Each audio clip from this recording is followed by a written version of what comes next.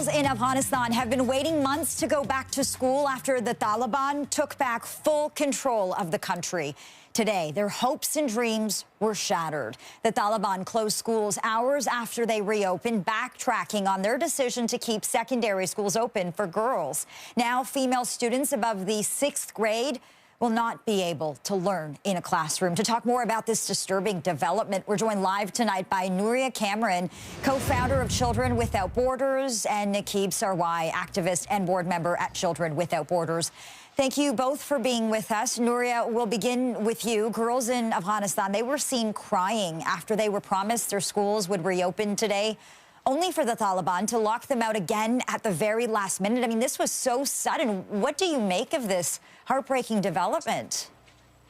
Hi, Lena. First of all, thank you for having us and giving us the opportunity to voice our concerns.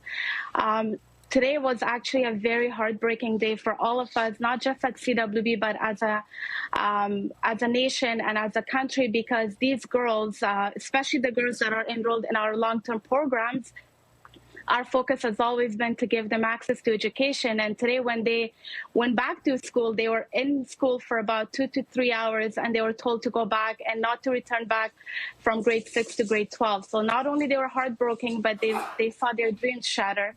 And so they saw their dreams shattered. And this is something that we don't take it lightly. And we're hoping that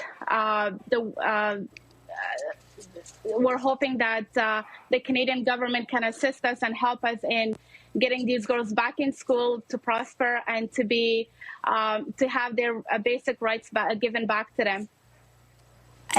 And I want to come to you next, Naqib. The Taliban issued a statement on Monday saying that schools would reopen.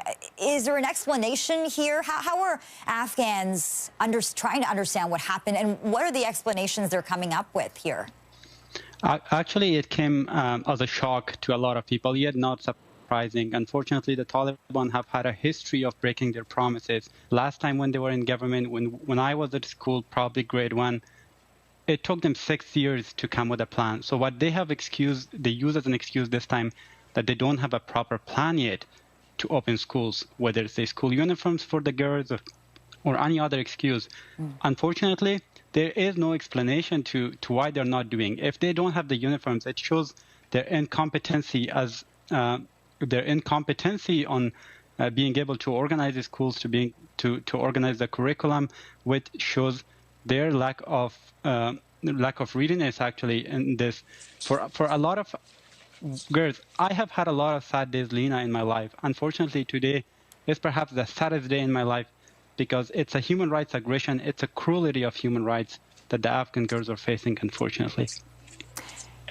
Nooria, access to education, that's a human right. Every person should have that right. What does this sudden reversal mean to young girls in Afghanistan who just want to learn? What are you hearing from the girls in your program?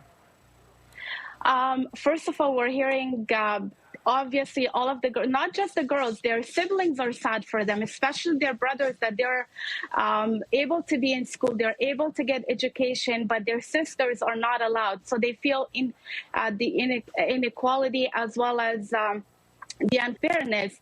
We saw a lot of, I'm sure everybody saw a lot of videos that are circulating on social media.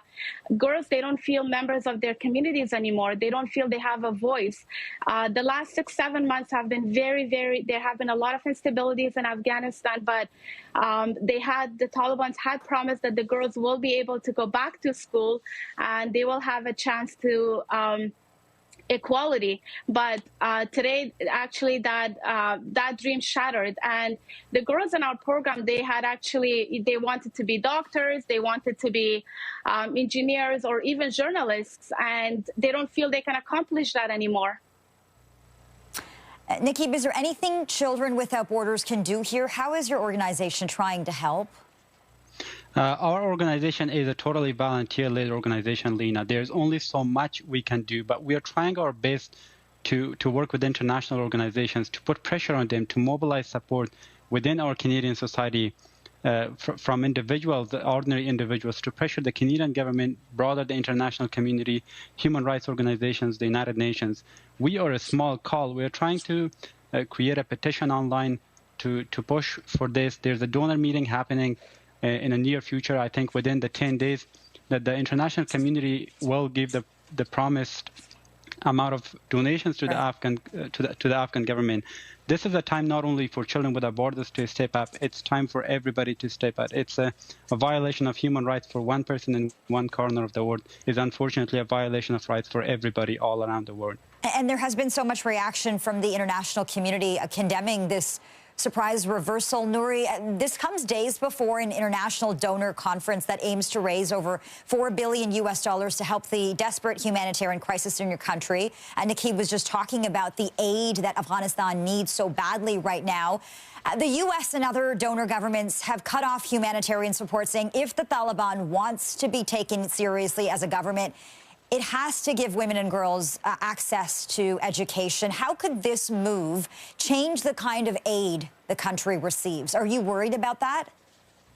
Of course, we're worried about it. Initially, when the fallout of the government happened, we were worried about poverty. Our mission at CWB has been eradicating child labor, but we had to shift our vision a little because we're fighting poverty. But now with the girls' education and for the girls not having access to education, we're more focused on the girls being back in school, as well as I'm sure that, we lost a lot of our donors when this happened. So we do see that as our mission being affected as well.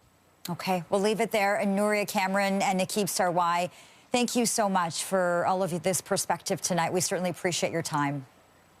Thank you so Lena, much for having us.